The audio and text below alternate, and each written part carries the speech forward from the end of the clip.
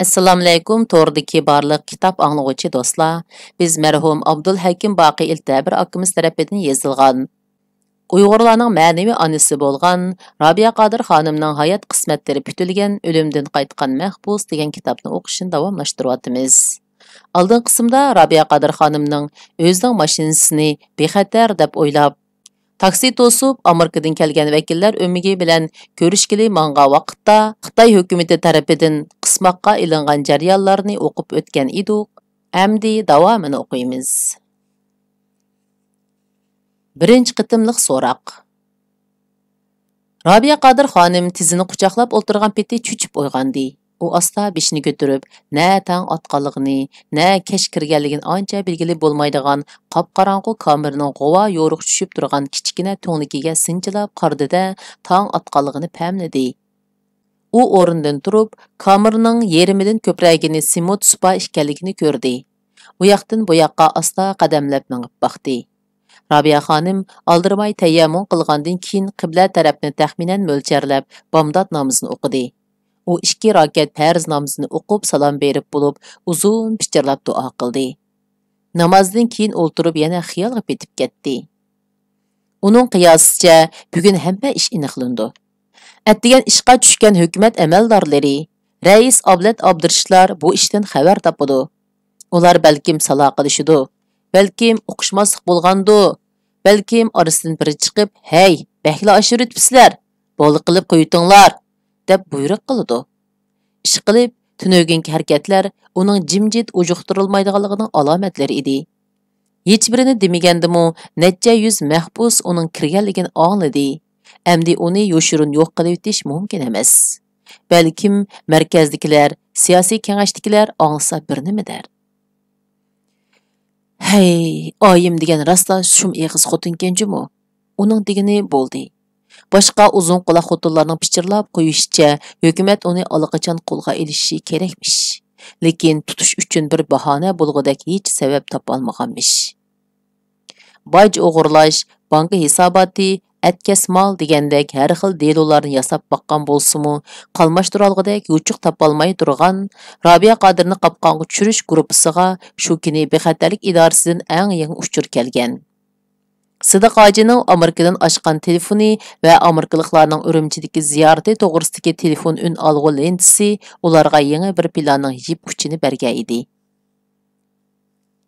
Balkim amerikalik mehmonlar ketgandan keyin bexatarlik nazoratining noziri: "Hey, qaramamsiz Robiyam. Bizninkilar oldirabla sizni tutib qo'yibdi. Toza o'qishmaslik bo'pti" deb uni turmadan ilib chiqib ketar.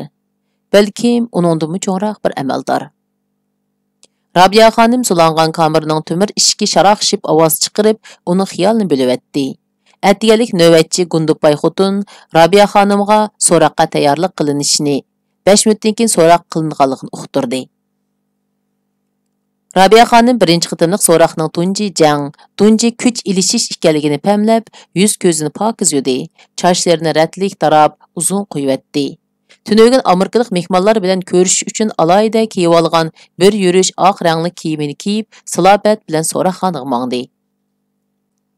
Ayollar turmisining kameralari joylashgan zaldan o'tib, o'ttirsidagi qo'rg'oga chiqqanda so'roqchilarning ishxonalari ko'rindi. Robiya xonim so'roqxona eshigidan kirishiga to'rda qator tizilgan ustallarning orqasida o'ltirgan 8 nafar so'roqchi o'rinlaridan turib ketishdi. Robiya xonim beshni yenik tavritib salomlashdi. So'roqchilarning 4 nafari Uyg'ur, 4 nafari Xitoy bo'lib, ular nima uchun o'rnidan turganligini bilishmaydi. Ular oldidagi jivak ammo surlik ayol, ya'ni Xitoyga o'zini tunutgan Robiyaning hozir oldidagi jinoyatchi ekanligini esiga olgandan keyin o'zlarining qanchalik huduqqanligini esiga ilishib, darajasiga qarab bir-biriga homiyishgandan keyin o'rinlarida o'ltirishdi.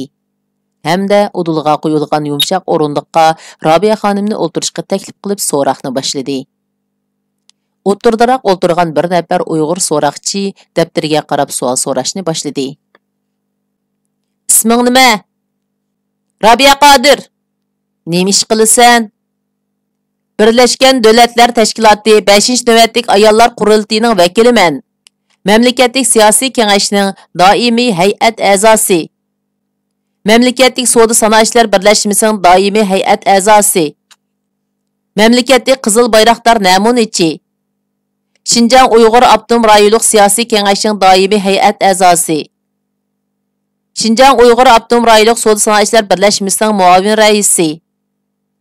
Şinjan Uyghur Abdum Rayonluq Karxanchilar, Ayol Karxanchilar Jamiyatlari va Urumchi shahar Savdo Sanoatchilar birlashmasining raisiman.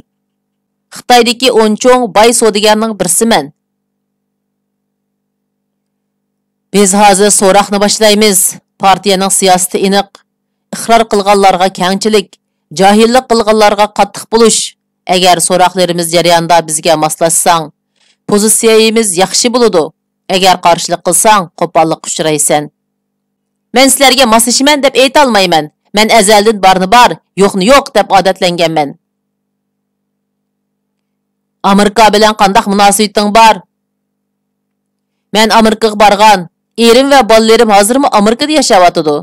Amerika xalqi adolatni suydigan, qonunni hurmatlaydigan, demokratiyani ilgari suradigan, butun dunyo xalqini bayoshatlikqa, hurriyatga, demokratiyaga yetaklaydigan xalq.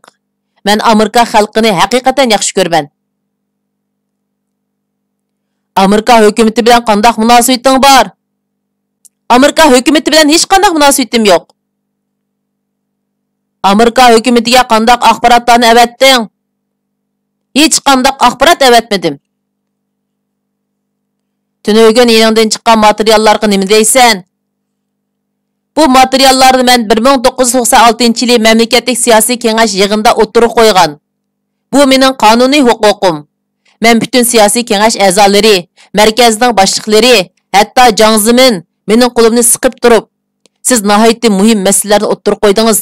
Darhol tuzitimiz, rahmat sizga degan bo'lsa-mu, lekin hozirgacha hech kim ijro qilmadi. Şunlaşqa buni dunyo xalqimi anglasin deb o'yladim. Davlatning maxfiyatligiga oid bu materiallarni chet elliklarga bermoqchi bo'lgan jinoyatingni e'tirof qilamsan? Yo'q, e'tirof qilmayman. Mening hech qanday jinoyatim yo'q. Kommunistik partiyamiz seni tarbiyalab yetishtirdi. Hukumat seni yo'lab eng dangliq boylar qatoriga qo'shdi. Eng yuqori mansab amallarni berdi. Mamlakat va avtonom rayon bo'yicha 50 ta chiqitib mukofotlanding. Partiyamizning eng yuksak shafoatiga erishib turib, endi osiylik qilib sharmanda bo'lding. Mana bu jinoyat bo'lmaydimi? Men Uyg'urning qizi, Uyg'urning onasi, vatanimga, xalqimga, millatimga osiylik qilmadim. Aksicha sodiq bo'ldim. Xalqimning tortayotgan azob-oqibatlarini, dard shikoyatlarini va chidg'usiz ohu-zorini yuqoriga inkos qildim. Men xalqimning orzusini, umidini, o'y-xiyolini obdan tushunaman. Tarixdan buyon bizga nima berganliginglarni obdan tushunaman. 50 yildan buyon bu yerda nima qilayotganliginglarni obdan tushandim. Kompartiya amaldori meni 6 bola bilan ko'chiq tashlab qo'yganda, men zar-zar yig'lab kirjiyib bolalarimni boqqanda, men shahar qatirab yurib pul topganda, men kech-kunduz uxmay mehnat qilganda, kompartiya nada qopti ekan? 1944-yili Gomindang istilochiligini tarmar qilib, Sharqiy Turkiston Jumhuriyatini qurgan Ahmad Afandi boshchiligidagi davlat rahbarlarimizni kim qatl qildi? Chingiz Domullam, Asadulla Domullam, Abdul Aziz Mahsum qatorliq diniy olimlarimiz kim yo'q qildi? İbrahim Turdi, To'xti Qurbondek ziyonlar qandoq o'ltirildi? Muhammad ibn Iminovni kimlar qasd qilib o'ltirdi? Seyfiddin Azizi nima uchun Beyjingdagi oltin qafasga solandi? Kimlar uningga o'qil urib mingisini ilashtirib qo'ydi? Umuman haqiqatni tunib qolgan har qanday Uyg'ur sizlarning suiqasdinglardan qutula olmadi. Bilib qo'yinglar, men sizlar tarafda emas, xalqim tarafda turman.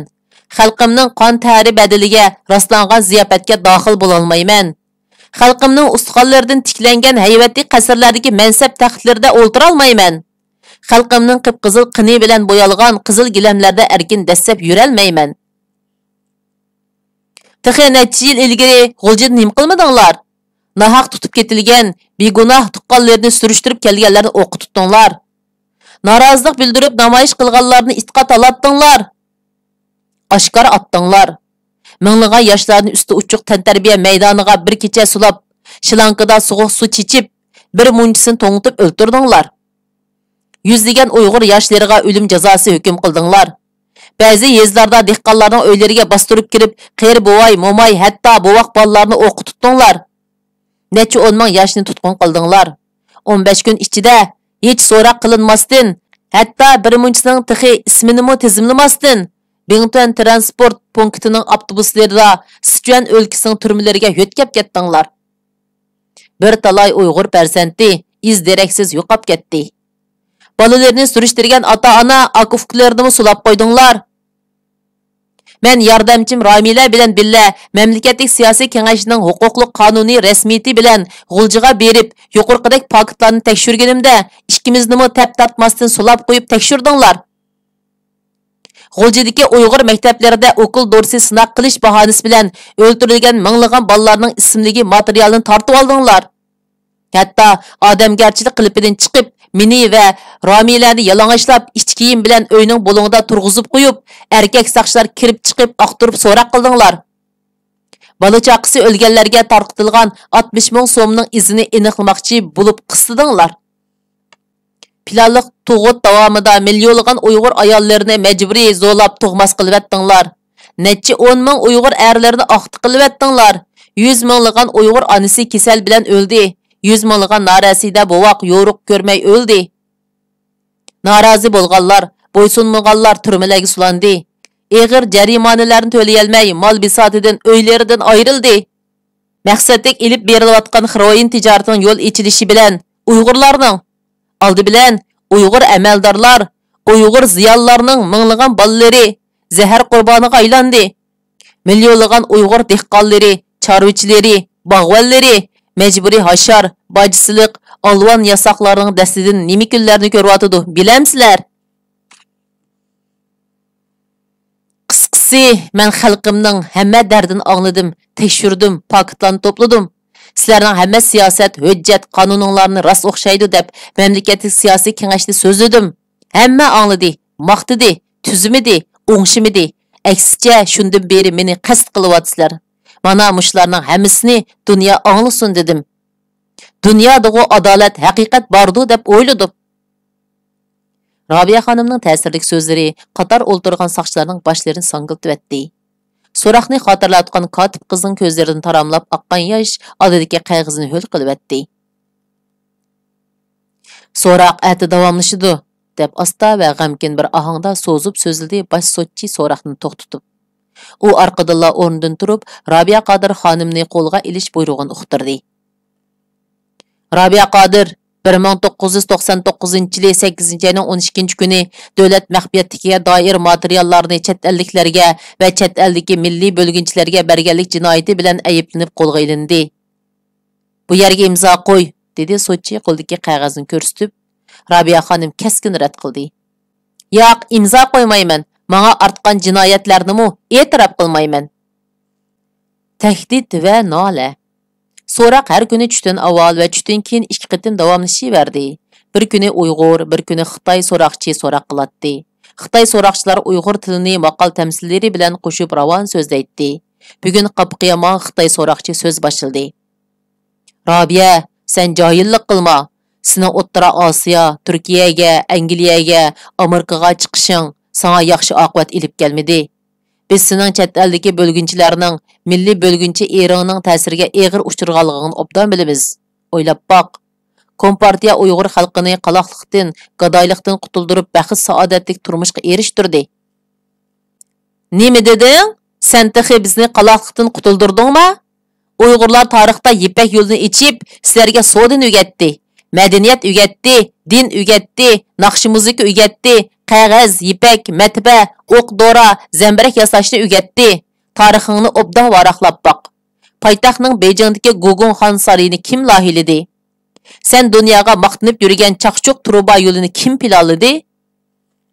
Uyg'urlar katta saroylarni yasab, bog' ahyo qilib, oila oromlarini gul chechaklarga to'ldirib, yupurmoqlarni yuyib pokiz yashayotganda, senlar ko'ringan qurt qo'ng'izni yeb, tamoq yeydigan uydagi matonga tahorat qilib yurishgan eding. Shu paskinchiliklarni bizning yurtimizga olib kelishding. Sen texi bizni nomratlikdan qutuldirdingmi? Sen kelmasda bütün Uyg'urlar etizli ziroat, xamonda chash, bog'da meva, tağdı mal, mol bayaşatçılık içinde yaşaytdı. Hamma odam zakat berib, tul-xutun, yetim balalarni yo'lashni sharaf deb bilatdi. Uyg'urning tarixida mevini, sütni, tuxumni pulga satmaydi. Natunish mehmonni qo'zi suyib kutib oladi. Kishilar birer oylik safargimi yo'l-yo'lda mehmon bo'lib ketaveradi. Qachon senlar kelding? Mehmondo'st oq ko'ngil Uyg'ur xalqim nomratlik va yo'qsizlik girdobiga berib qoldi. Odamlarni gandidinmi pul oladigan qilib qo'yishding.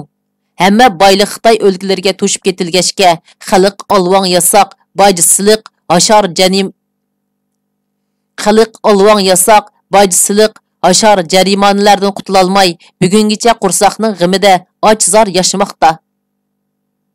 Uyg'urning haqiqiy hayotini saroylaringdagi ikki tok-tok g'alchining dasxiniga qarab emas, keng Uyg'ur yezlariga borsang ondan bilsan.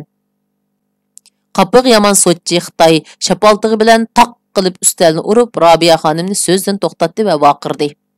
Robiya yo'ldosh, bizda hurmat sharobini ichmasang jazo sharobini ichsan degan gap bor.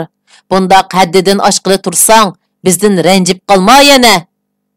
U eshik tubidagi saqchilarga qarab, nimalarnidir imo qilib ishorat qildi. Robiya xonimni so'roq qilayotgan uyning ikki tarafidan tangla bir vaqtda Uyg'ur bolalarining voyjonlagan ovozi anglandi.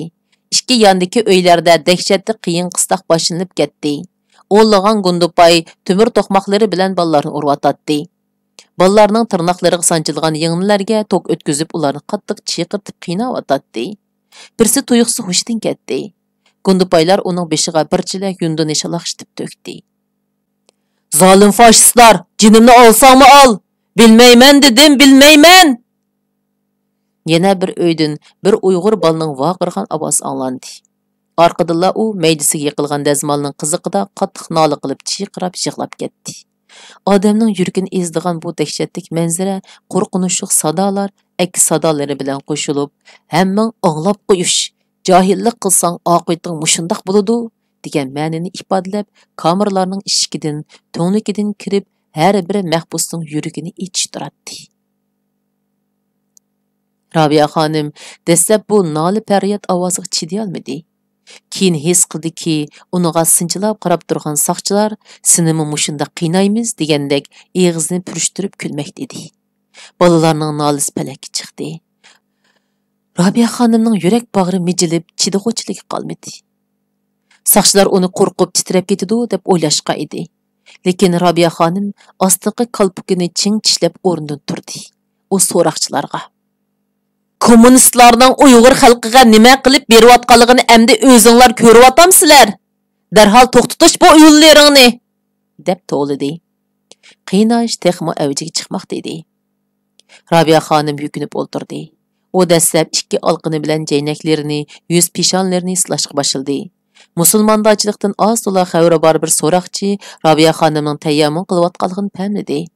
Robiya xonim jimjit 2 rakat namoz o'qib, salomdan keyin ikki qo'lini egiz ko'tarib nola qilib duo qilishga boshladi. Uning ko'zlaridan mo'ldirlab yosh to'kilayotdi.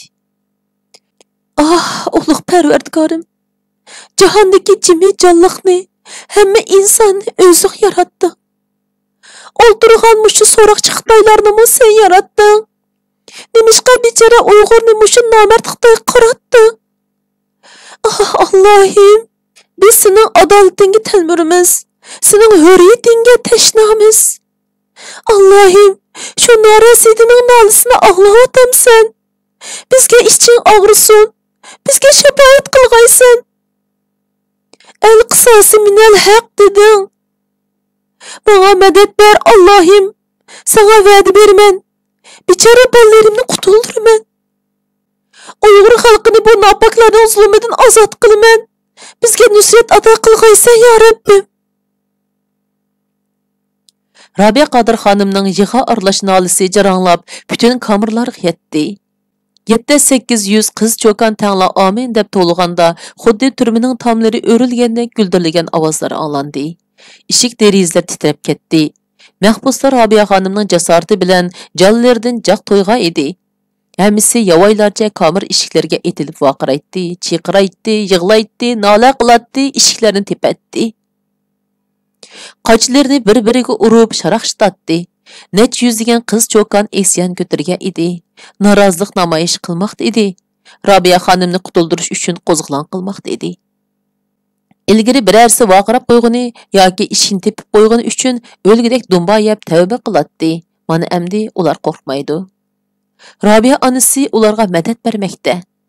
Bu turmining tarixida bundaq umumiy qo'zg'olon bo'lishi tunji qitim edi. Rabia xonimning ovozi yana yangrimoqda. Ey Allohim! Şu narasida begunoh qizlarimni ozod qilish uchun menga aql, farosat, kuch, g'ayrat, umid, ishonch bergin. Amin. Yashab ket Rabia ana. Sotchilarning, turma boshlig'ining, Gundupay jandarmlarning to'xtash bo'lmasa deb vaqirashlari bu dahshatli ovozlar ichida yo'q bo'lib ketdi.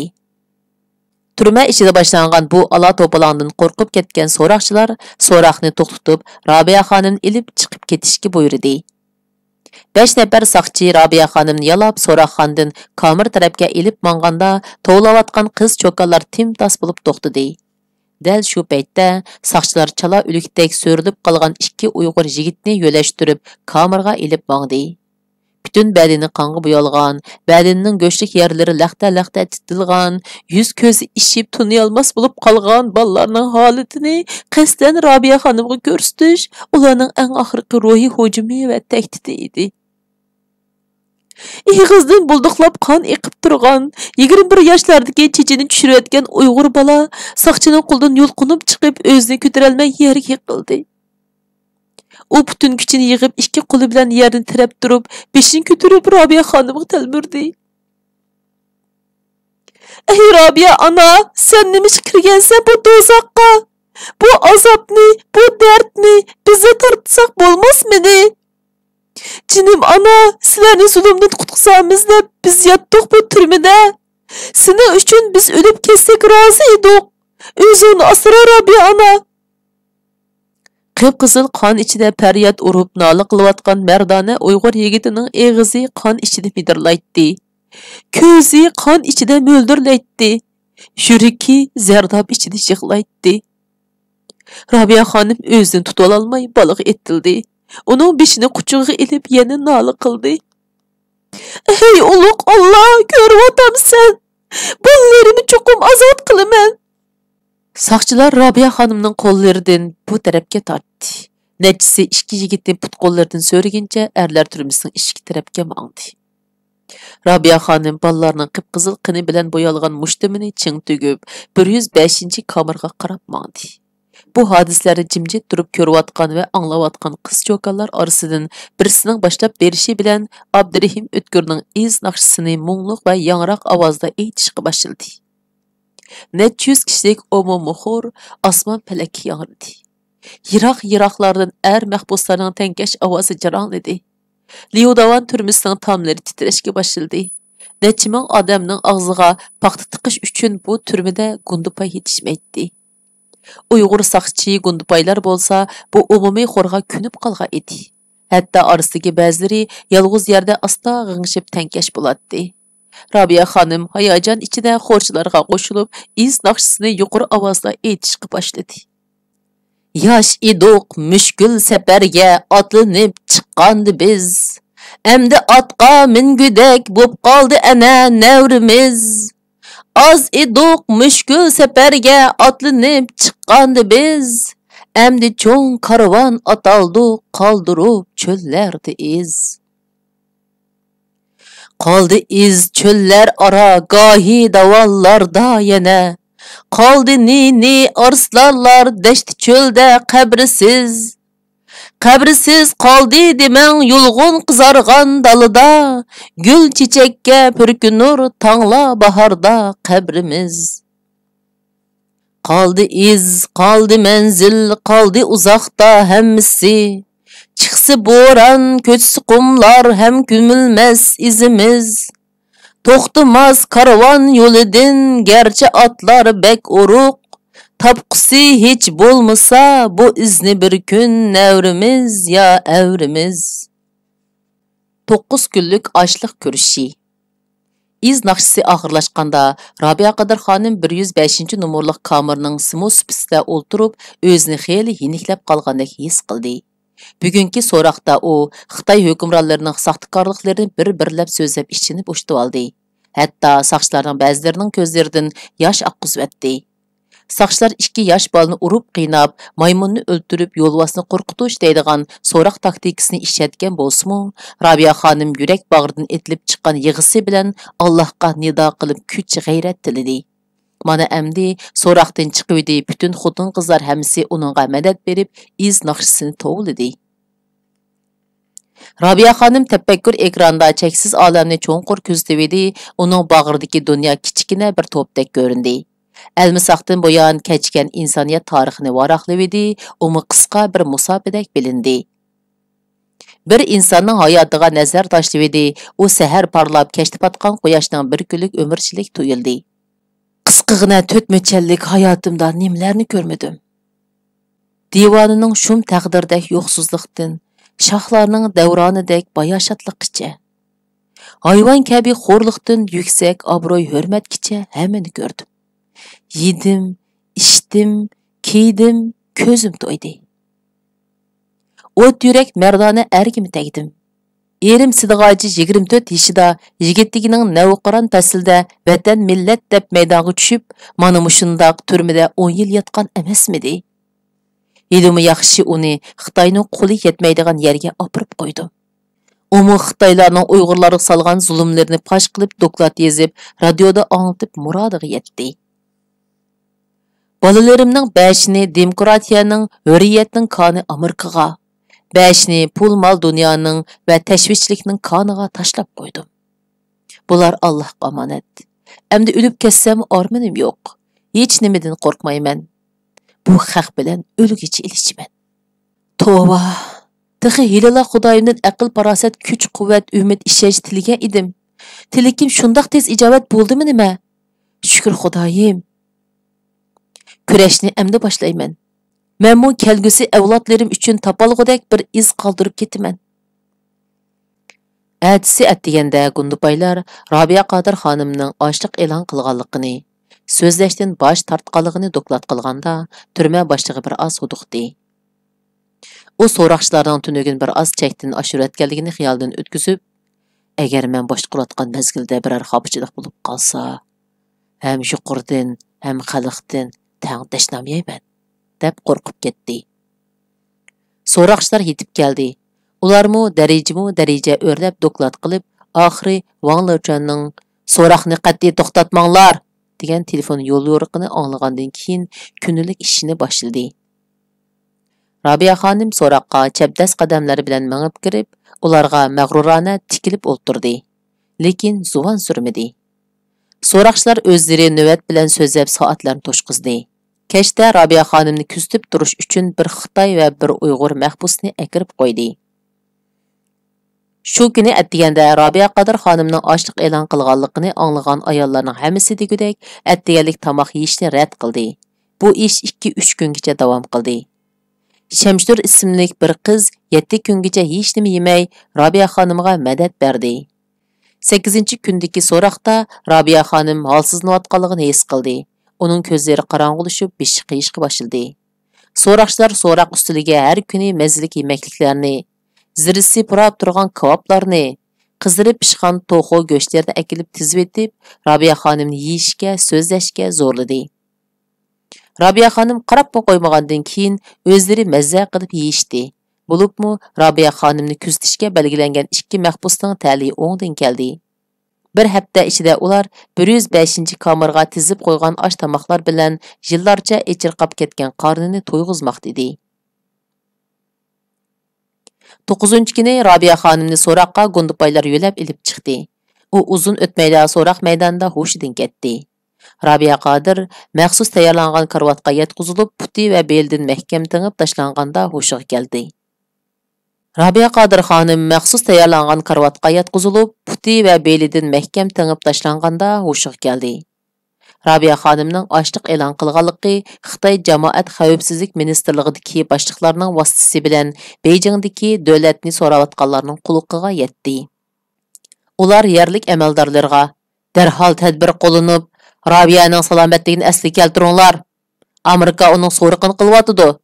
Birər ish bo'lib qolsa, hödisdan chiqish bek qimmatga to'xtaydi, degan mazmunda yo'l yo'riq berdi.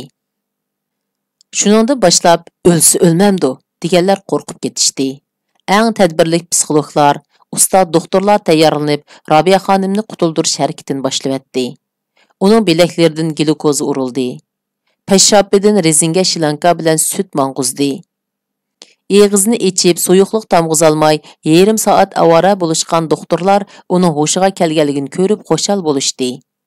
Bir cho'ng doktor muloyimlik bilan: "Rabiya xonim, ortiqcha avara bo'lmang.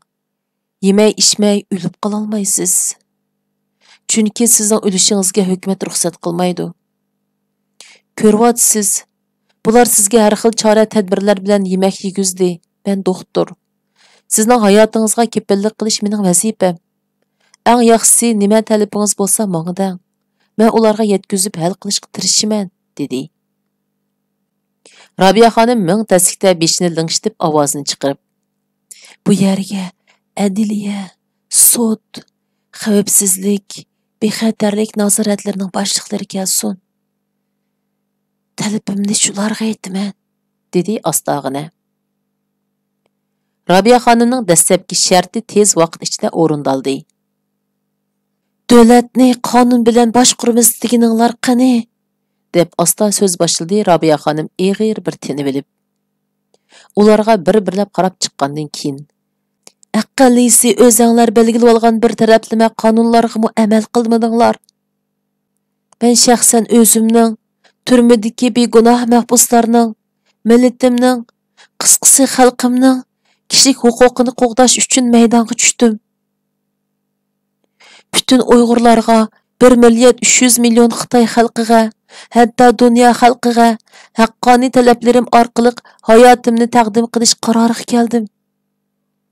Agar rostdan ansanglar, dastlabki talablarimni o'ttirib qo'yaman. Qani so'zlang, bütün talab shartlaringizni o'rinlashga tirishimiz", dedi nozirlar.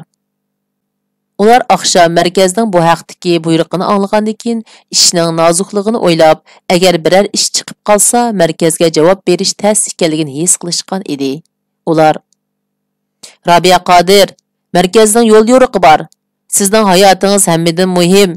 Shartingizni ayting." Amaldorlar Rabiya xonimga tilmirishdi. "Undaq bo'lsa anglanglar."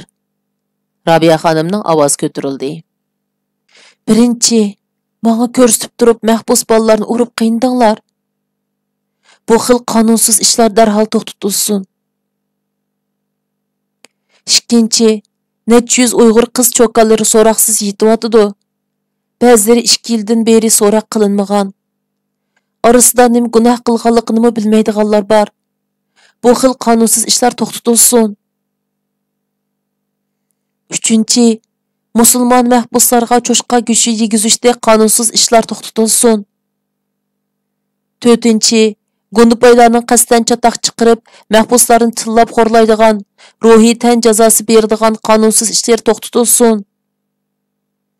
Beshinchi, mahbuslarning so'zlash, gazet kitob o'qish, radio anglash, naqsh aytishdek eng oddiy kishilik huquqini dafsanda qilish to'xtatilsin. Oltinchi, mening bolalarim bilan haftada bir so'zlashishimga, haftada 2 qitim yuvinishimga ruxsat qilinsin. Yuqoridagi talablarim faqat sizlarning qonun belgilaminglarda bor, lekin ijro qilmayotgan masalalar. Men buni ham markazga ham dunyoga anglataman. Agar talablarim o'rinlansa, tomoq yeyman, so'zlayman." Rabiya Qodir gapini tugatdi. "Barliq talablaringizni shartsiz o'rinlaymiz.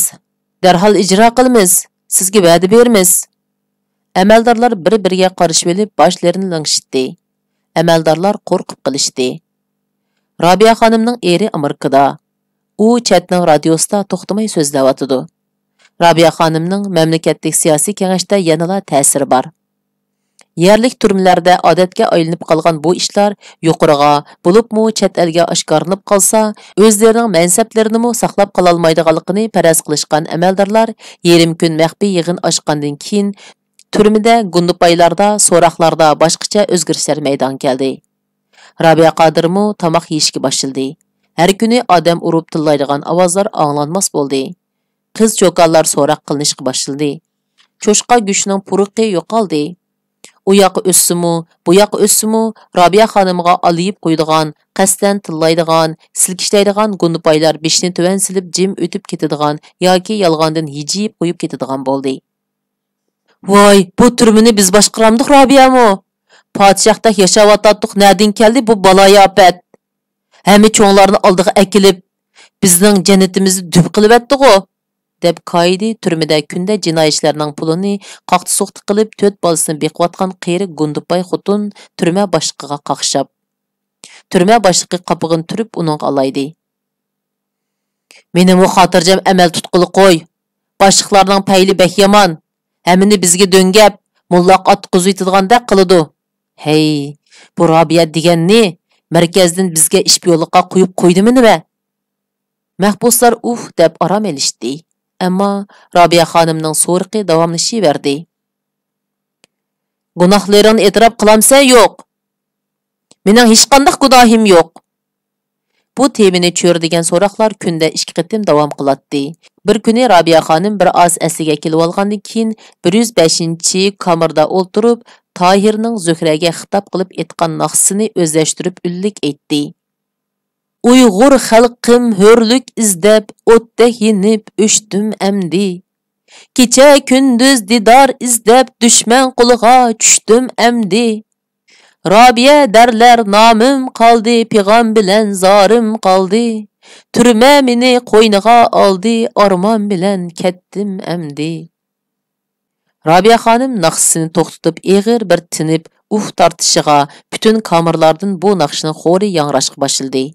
Mahbus xonimlarning yurak bag'rini titritib, chin qalbidan urg'ib chiqayotgan bu miskin naqsha ovozini Gundupaylarning to'qmoqlarini eshiklarga urib vaqirashlari to'siy olmadi.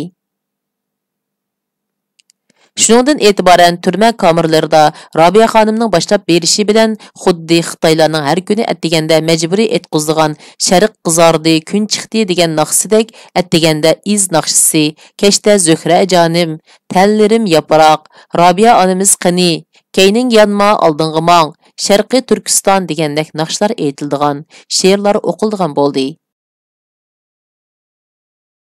Ba'zi naqshi she'rlarni Robiya Qodir xonim o'zi yezib o'qitdi. Shunda qilib bu qitimliq o'qishimiz mushargish bo'ldi. Davomini kelgan qitim o'qiymiz. Xayr xo'sh, Alloh omonat.